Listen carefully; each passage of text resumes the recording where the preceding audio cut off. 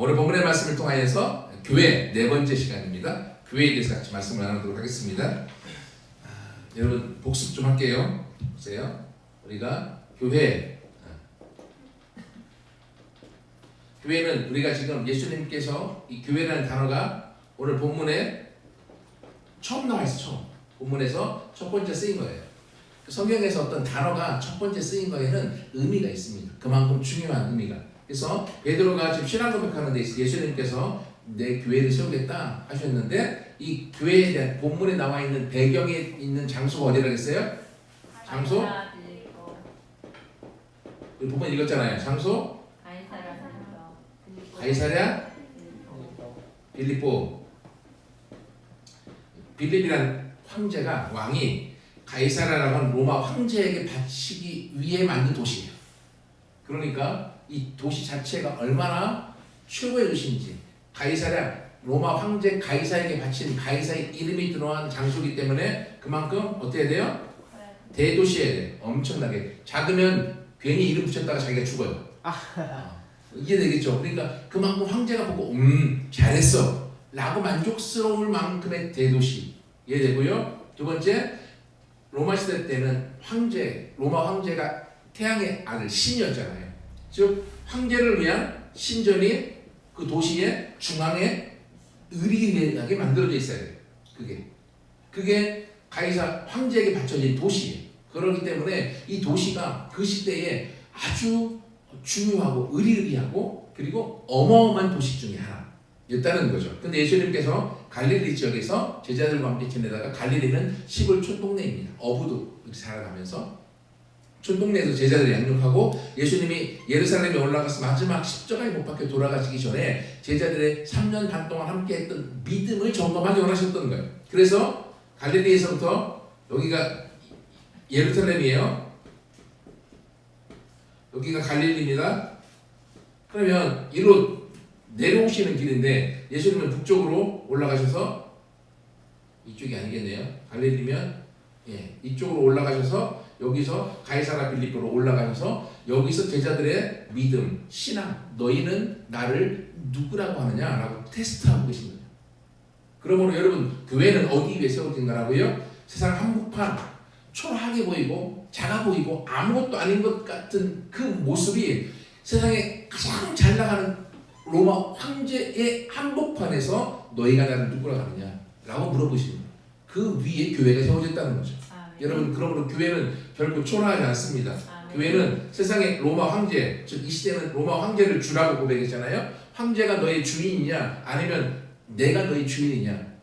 이 세상의 한복판 가운데 돈이 지배하고 권력이 지배하고 힘이 지배하고, 지금 로마가 나라가 갈릴리 이스라엘 백성, 이스라엘 나라의 땅을 점령하고 있는 이 상황 가운데 황제가 너의 주인이냐 내가 너의 주인이냐 라고 테스트 확인하시는 거죠.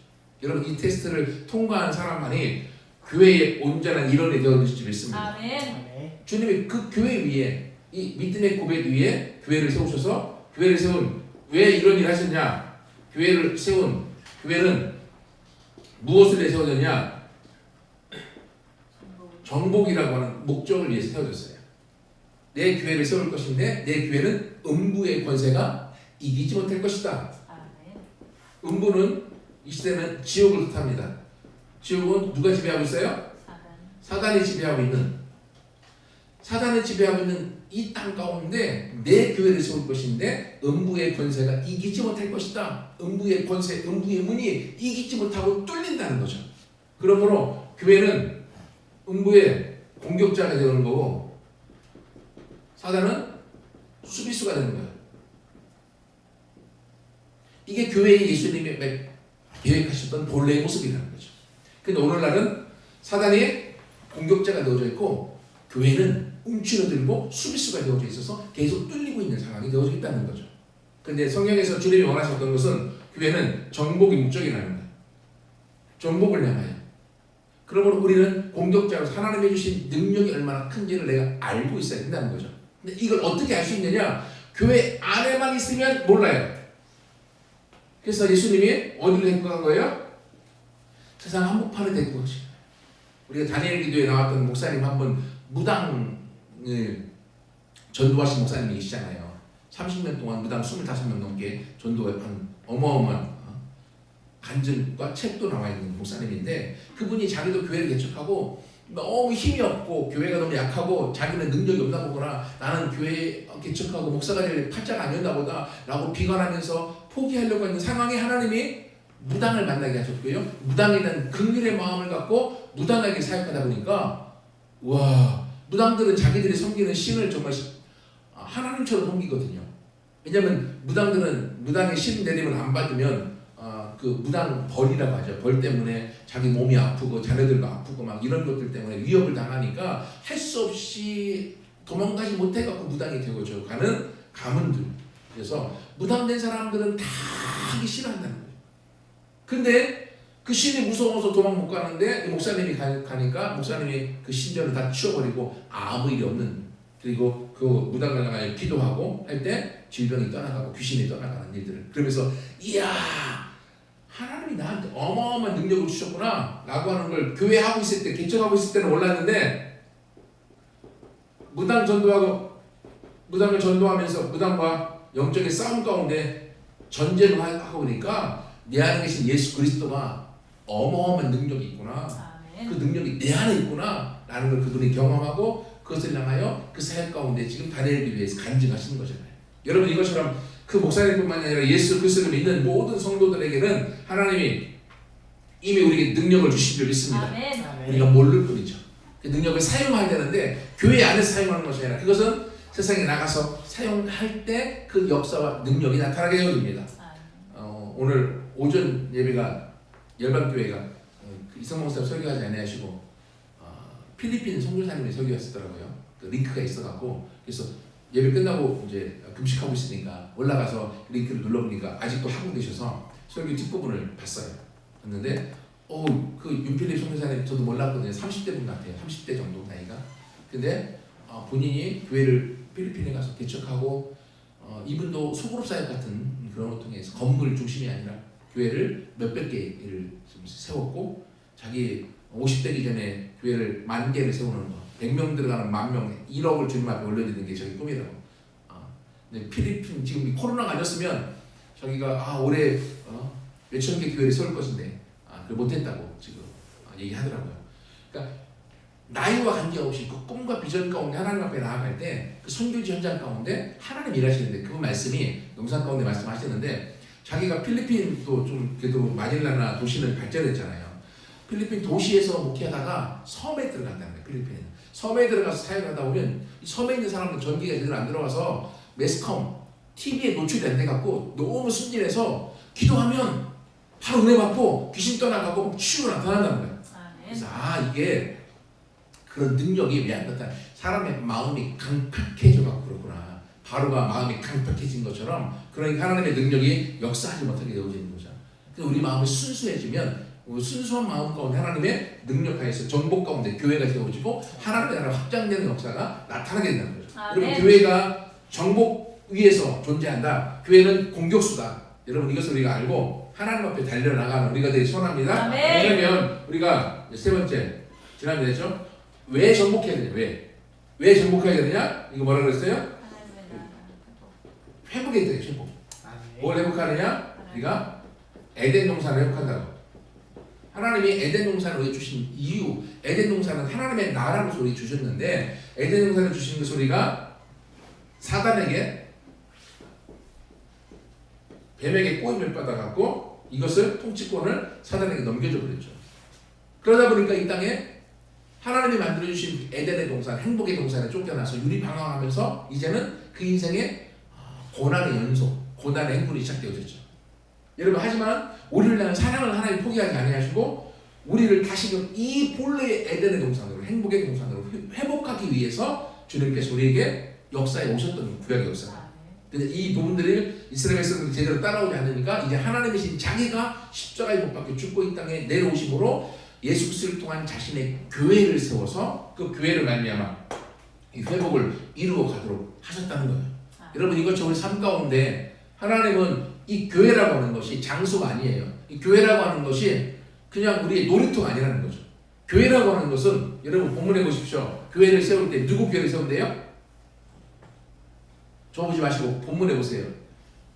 16장 18절이겠죠? 교회를 세우는데 누구 교회를 세운대요? 네, 교회. 예, 내 교회. 내가 누구예요? 이 말씀 하시는 게 누구예요? 예수님이 하신 말씀이죠. 베드로야, 너의 고백 위에, 신앙의 고백 위에 내 교회를 세우리니. 여러분, 우리나라에 또는 안산에 여기에도 많은 교회들이 있습니다. 하지만 모든 교회는 누구 교회예요? 한미름 교회가 제도인가요? 아니에요. 한미름 교회도 예수 그리스도께서 머리가 되시고 주인 되신 예수님의 교회예요. 그런 모든 성도는 교회를 세우는 자예요. 여러분, 교회를 세우지 않는 자는 예수 그리스도를 분리시키는 자예요. 그러므로 교회를 세우지 않는 자는 나를 공격하는 게 아니라 예수 그리스도를 공격하는 자예요. 그 인생이 얼만큼 비참해지는지 성경에 나와 있잖아요. 여러분, 그럼 우리가 싸우되 예수님과 싸우지 맙시다. 하나님의 교회를 세우는 자가 되어져서 하나님의 교회를 어떻게 하면 세우고 나를 말미암아 하나님 앞에 영광 돌리고 어떻게 하면 교회가 세워져서 하나님 예수님의 몸이 바르게 세워지고 그 몸을 통하여서 본래의 하나님의 이 회복을 통하여 에덴으로 돌아갈 수 있을까? 이것을 위해 내가 어떻게 내 삶에서 무너진 영역을 회복하여서 정복하는 데로 갈 것인가? 이것을 우리가 꿈꿔 나가는 우리 모두가 되기를 소원합니다. 그러면 우리가 회복하는 것이 아까 얘기했던 에덴 동산이지만 이것이 시작에서는 뭐로 나와요? 하나님의 나라. 하나님의 나라를 회복하는 거예요. 여러분, 교회의 비전, 교회의 목적은, 교회의 비전은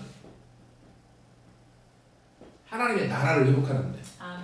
여러분, 나라라고 할 때 특히 창세기 1장과 2장에 보면 나라라고 할 때 여러분 창세기에 하나님의 천지를 창조하실 때 2절 말씀 태초에 하나님의 천지를 창조하시니라 땅이 혼돈하고 공허하며 흑암이 깊은 가운데 있을 때 하나님의 신은 뭐 했다고요? 수면 위에 운행하시더라. 하나님의 천지를 창조하실 때 하나님의 임재가 있어요. 여러분, 하나님의 나라는 하나님의 왕으로 임재하시는 나라를 믿습니다.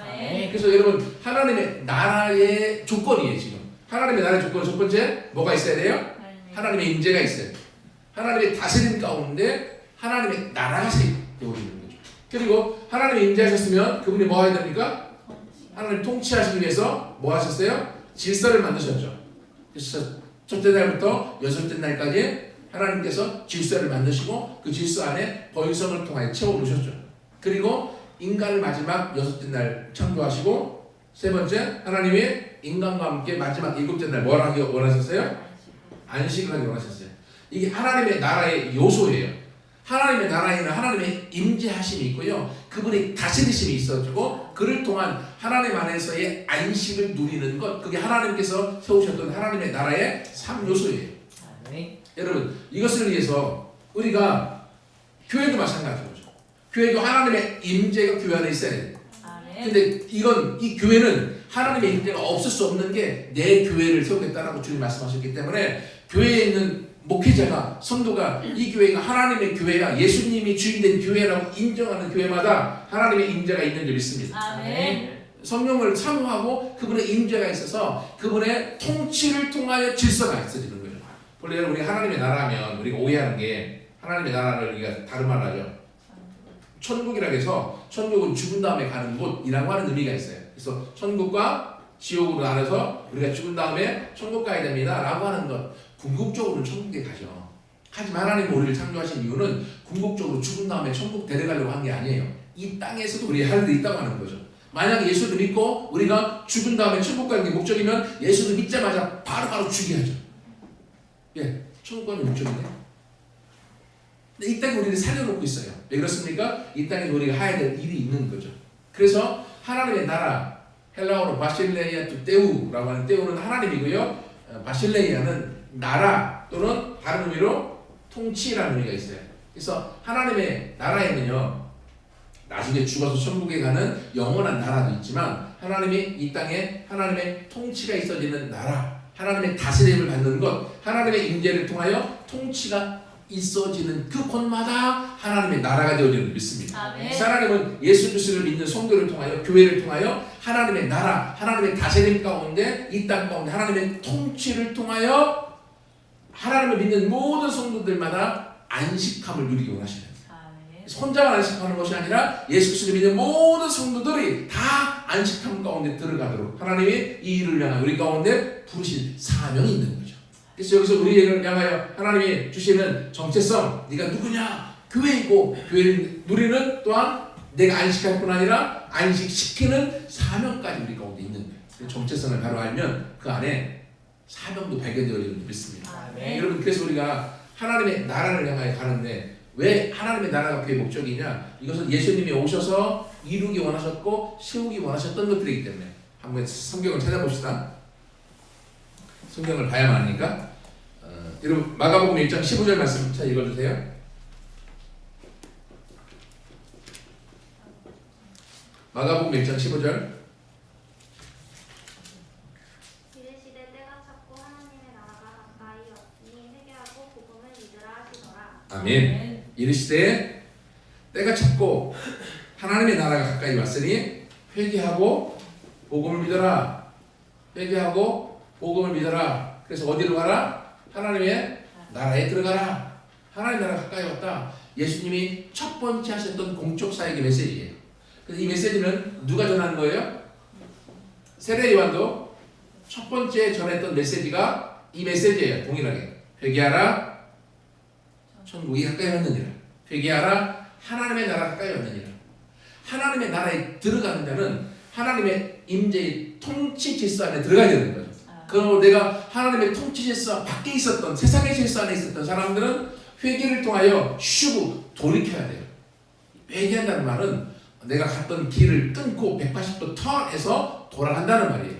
이건 회개해야지 생각과 마음이 회개하는 것이 아니라 삶이, 행동이, 내 가치관이 턴해서 하나님께로 돌아가는 것을 회개라고 합니다.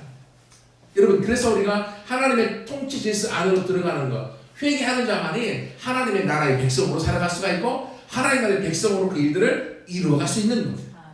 예수님이 첫 번째 하신 메시지예요. 그리고 예수님께서 또 오셔서 누가복음 8장 1절 읽어주세요.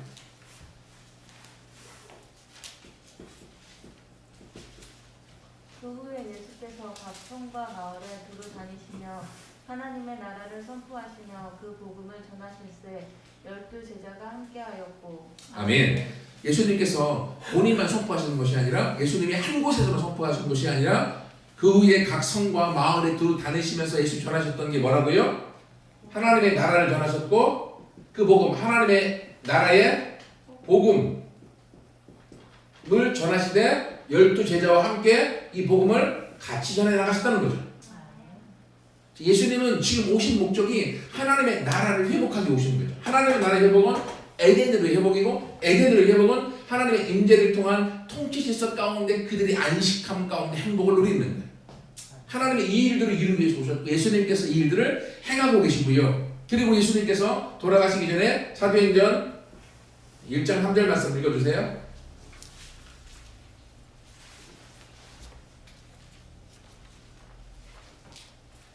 사도행전 1장 3절.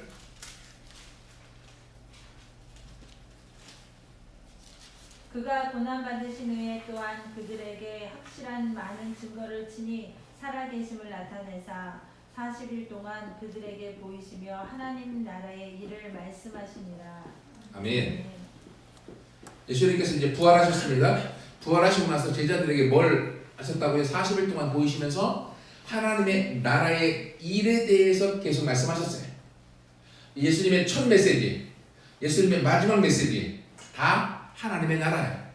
예수님이 오신 목적은 하나님의 나라에 대한 회복이 있습니다. 복음서 안에 너무나 많이 있어요. 다 할 수 없어서 핵심만 말씀드리는 거죠. 여러분, 이것처럼 예수님께서 오신 목적은 하나님의 나라를 회복하기 오셨고 이 회복 가운데 예수님이 죽으시고 부활하시고 승천하신 다음에 끝났냐? 아니요. 제자들은 뭘 했느냐? 사도행전 8장 12절 읽어주세요. 8장 12절, 다른 사람은 14장 22절, 또 19장 8절. 일단 8장 12절. 빌립이 하나님 나라와 및 예수 그리스도의 이름에 관하여 전도함을 그들이 믿고 남녀와 다 세례를 받으니. 아멘. 빌립이 뭘 했어요? 하나님의 나라와 예수 그리스도의 이름에 관하여 전도했더니만 그들이 믿고 세례를 받았어요. 빌립이 뭘 전했습니까? 하나님의 나라를 전하셨어요. 그리고 14장 22절. 바울이 한 거죠. 제자들이 마음을 굳게 하여 이 믿음에 머물러 있으라 전하고 또 우리가 하나님의 나라에 들어가려면 많은 환난을 겪어야 할 것이라고 하고. 아멘. 사도행전 14장 22절. 제자들이 다시금 1차 전도여행을 마치고 나서 더베에서 루스드라, 이고니온, 그리고 비시디 안디옥으로, 그리고 보가로 다시금 전도했던 곳에 돌아오면서 양육하면서 그들 가운데 제자들의 마음을 굳게 하고 믿음을 굳게 하고 믿음 안에 머물러 있으라고 하고 하나님의 나라에 들어가려면 많은 환난도 겪어야 된다. 왜? 사단이 지배하고 있기 때문에. 믿음을 지켜나가는 것은 사단이 공격해오는 일들이 있기 때문에 믿음을 지켜 하나님의 나라에 들어가는 것, 이것이 제자들에게 가르쳤던 핵심 중에 하나였다는 거죠. 19장 8절.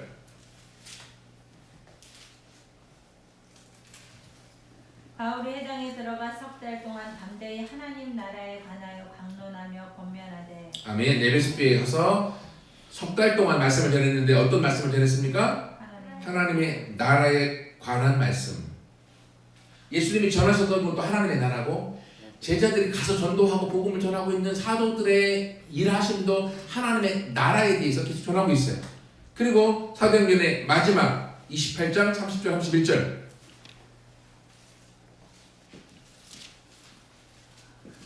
바울이 온 이태를 자기 셋집에 머물면서 자기에게 오는 사람을 다 영접하고 하나님의 나라를 전파하며 주 예수 그리스도에 관한 모든 것을 담대하게 거침없이 가르치더라. 아멘. 아멘. 네.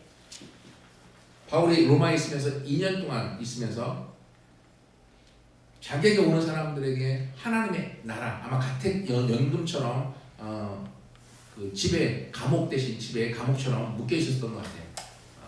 순교 당하기 전에 그때 바울에게 오는 모든 사람들에게 다 2년 동안 하나님의 나라를 전파하고 주 예수 그리스도에 관한 것을 담대하게 거침없이 전해야 돼요. 이게 성경이 말하고 있는 복음서와 사도행전에서 예수님과 제자들이 행하였던 그들이 전파한 것이 무엇이냐? 바로 하나님의 나라에 있었고 하나님의 나라를 위해 주 예수 그리스도를 통해야만 들어갈 수 있기 때문에 주 예수 그리스도를 같이 전하였던 거죠. 여러분 오늘날 교회가 그럼 하나님의 나라가 뭐냐? 하나님의 나라가 에덴 동산의 회복이에요. 에덴 동산은 뭐냐? 하나님의 임재함 가운데 그분의 통치 질서 안에 들어가서 그분과 함께 안식하는 삶. 이게 하나님의 나라의 모습이에요.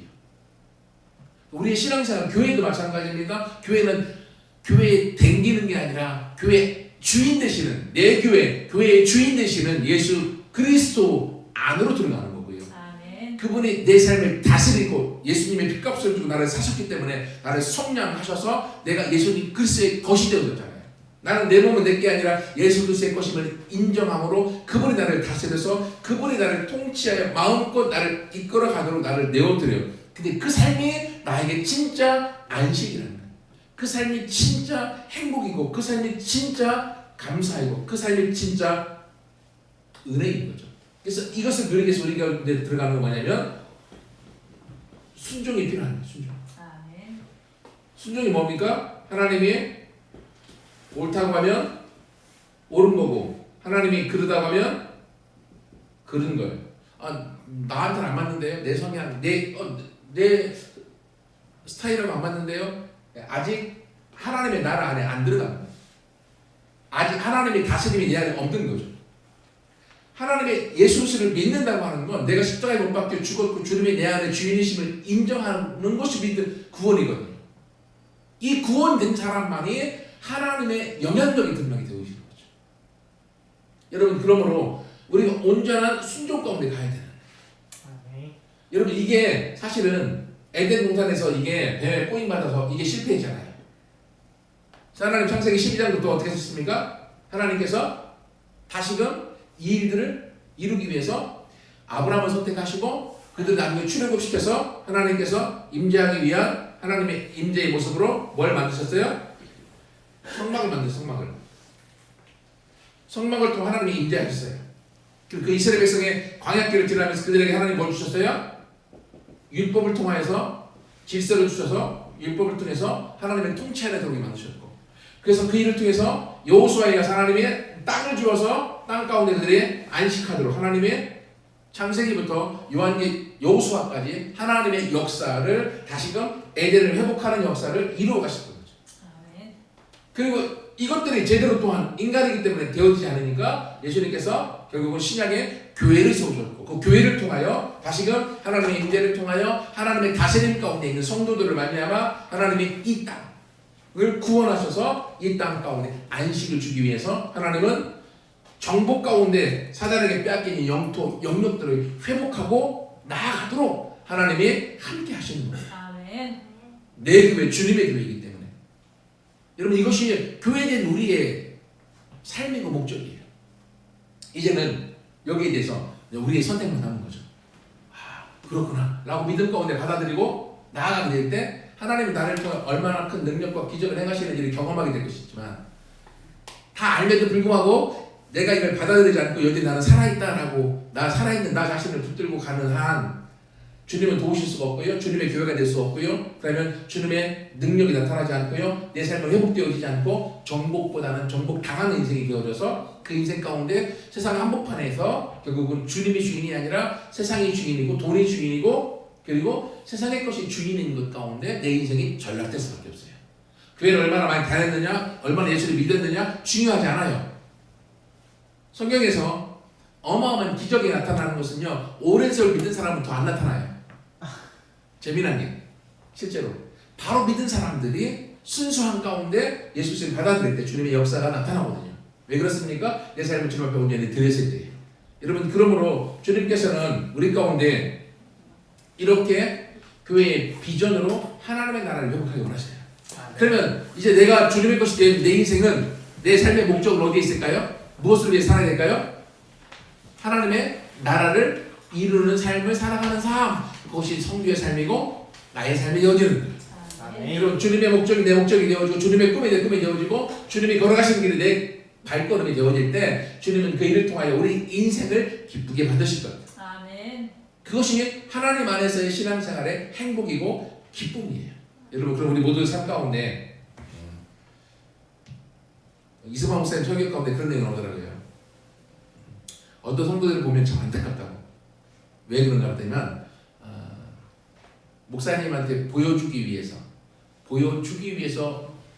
믿어주시는 분들이 있대요. 신앙생활을 하는데 하나님 앞에 알았어 내가 교회 믿어줄게요. 근데 그들에게는 아무런 능력이 없고 그 인생 가운데 교회를 댕겨주지만 그 삶 가운데 양다리 걸치는 신앙생활이 더 힘들 수밖에 없는 거죠. 여러분 그러므로 믿어주는 인생이 아니라 그 믿음 가운데 주님을 주인으로 받아들여 하나님의 나라를 회복하는 바로 이 일을 향하여 우리 인생이 걸어가고 살아가는 모두가 되길 소원합니다. 아멘. 그게 교회된 우리의 모습이에요. 이 교회는 무리라고 하는 의미가 있잖아요. 에클레시아 세상에서부터 부름받은 사람들의 모임이 교회거든요. 그러니까 공동체가 교회예요. 그냥 무리. 근데 무리를 이루고 있는 여러분 개인이 또한 교회예요. 그래서 너희가 하나님의 성전인 것과 하나님의 성령이 너희 안에 거하시는 것을 알지 못하느냐.